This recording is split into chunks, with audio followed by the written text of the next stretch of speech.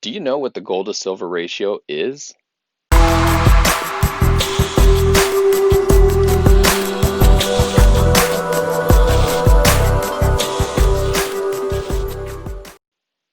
Hey YouTube, how you guys doing? This is Silver Husky. Wanted to do a morning report kind of video, but kind of not. This is a little bit more of a historical information, right? So a little bit of a history lesson on the gold to silver ratio. SD Bullion has this really cool infograph on the bottom of their landing page. I think it's part of like one of their news articles, but the infograph is amazing. I'm assuming it's fairly accurate. It looks legit, but I just wanted to go through it with you guys just for discussion. So, for the people who don't know what the gold to silver ratio is, what it essentially means is how many ounces of silver it takes to buy 1 ounce of gold. Easy way to put it is you take the current spot price of gold, as you can Google it, right? Current spot price of gold divided by spot price of silver, and that'll tell you how many ounces of silver it would take to buy 1 ounce of gold. In other terms, let's say today it was at 100 ounces of silver to 1 ounce of gold. That means that I could walk into my local coin shop and take 100 ounces of silver, hand them to Gary, and Gary could give me back 1 ounce of gold. In theory, that's how it would work, right? So the history behind it takes us all the way back to 1792, the Coinage Act setting the bimetallic silver and gold standard. So you can see here that very first short line where it has it right about 16 to 1, right? So it's right about 16. Those little blips, those little silver circles, those are coins, right? So ounces. So 16 ounces to 1 ounce of gold. My goodness, if it was like that today, I would be so happy because I would convert everything I had back into gold. However, 1948 was the California Gold Rush. In 1873 was the Crime of 73, which ended bimetallism in the United States, placing the nation firmly on a de facto gold standard. So you can see they have a little X mark through the silver. What they did was they eliminated the ability to cash in your silver, right? Your silver bullion at a bank. I think that it wasn't eliminating it, it was more so limiting you to, I think, $5 worth or something like that.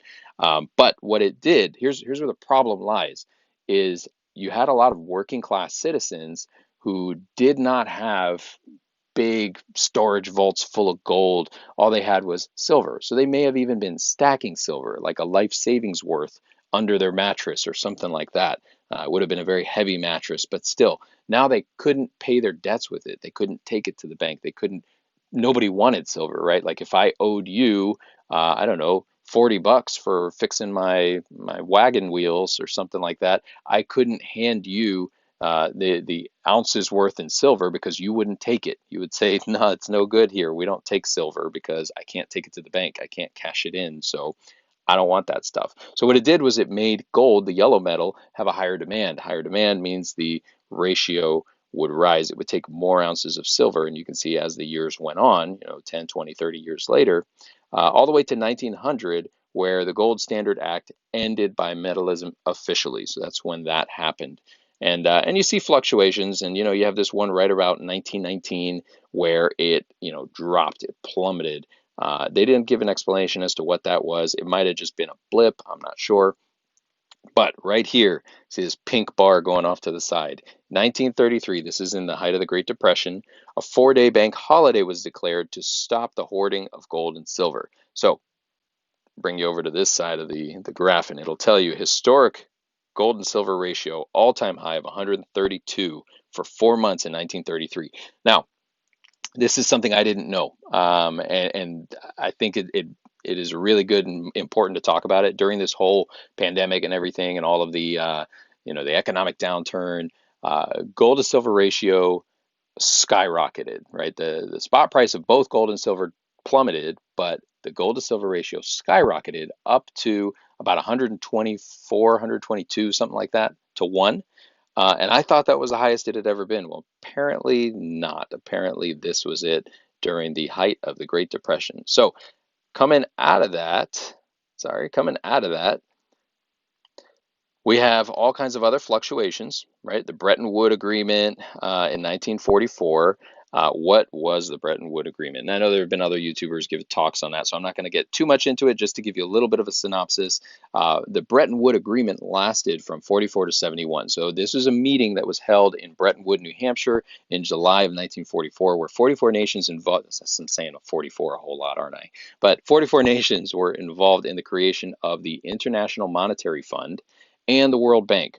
The U.S. World Reserve was created to be, sorry, the U.S. dollar was then established as the world reserve currency.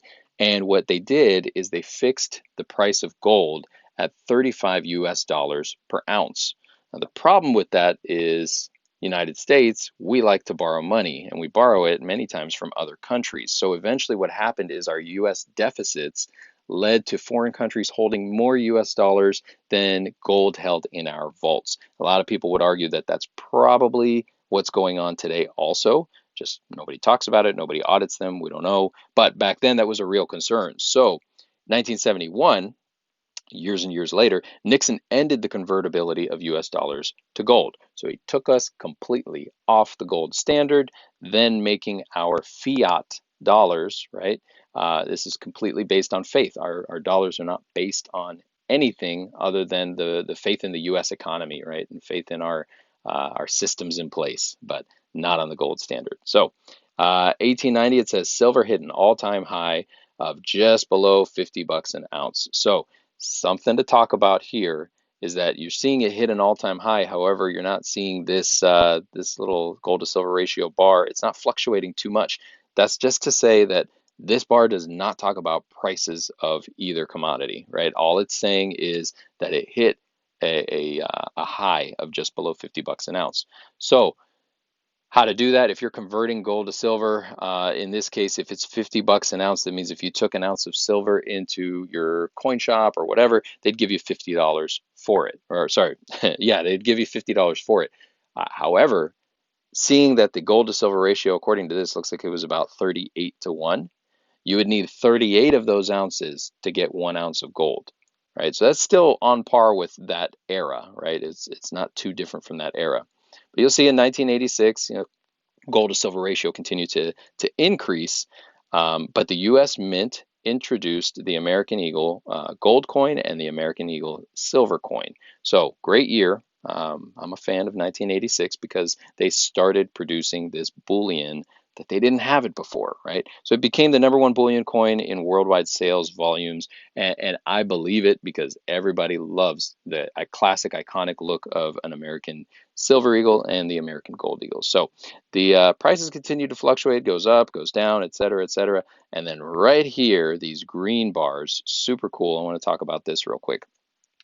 These green bars are based off of eBay pricing. I know I gave a little flash of it down here, but based off of eBay pricing, I'm guessing right around 2008 is when they started to actually like mine the data on this, like storing the data on the price difference. But if you were to sell silver or gold eagles, this is what the ratio would look like on eBay, which I think is a more accurate reflection of what people are willing to pay for these things, right? So you'll see that the gold to silver ratio is actually a little bit lower for eBay purchases than for the actual spot price on the item. So very cool. I really like that infograph. I like that they added that in there. I believe it was Silver Dragons who gave a talk on his take on the actual real time conversion, right? So I think he called it the silver eagle gold to silver ratio or something like that. I can't remember what he called it, but it was a really cool concept. But obviously, I think SD Bullion either they watched that video or I don't know, but they incorporated it somehow. So it was really cool. But just wanted to give you guys, this infograph. Wanted to share that with you if you haven't seen it already. I think it's really important for us to be educating ourselves on this kind of stuff. This is stuff that is very relevant. It will always be relevant. There will always be a gold to silver ratio. So understand that these, things come in ebbs and flows, and prices change and conversion changes, and this whole thing switching back and forth. There's actually a word for that. It's called arbitrage. So learn about it, right? Because there may come a time when you want to switch out all of your silver for gold, or right now maybe you want to switch all your gold for silver. Those are definitely viable options, but it's important to know what makes sense, which one is an undervalued asset class. For instance, in this case, if you were in 1933 and you see everybody is selling off all their silver, so silver is basically worthless, most people would say, oh, okay, well, let me sell my silver too because it's worthless. I would argue the opposite. If everybody's selling it, hey, it's cheap, it's a fire sale, buy it, right? And you're ending up getting, I don't know what the price was, let's say it was like 75 cents an ounce or 50 cents an ounce. You can buy so much more silver, wait a year, and then it drops down to like 64 to 1, 65 to 1, and then you swap it out for gold and you just doubled up. So little things like that is just again, not a financial expert, not giving you financial advice. This is more so my take on understanding how this all works. But anyways, I'd love to hear your comments below. If you guys have seen this graph, great. I'm gonna post a link in the description below to the graph and maybe to a couple of resources that I tapped into to gain some of the knowledge that I shared on this video. Hope you guys are all having a great day. Please don't forget to hit like and subscribe, and let me know in the comment section if there's any other content you want to learn about. I'd be happy to put something out there for you. But great seeing you guys. Talk to you soon.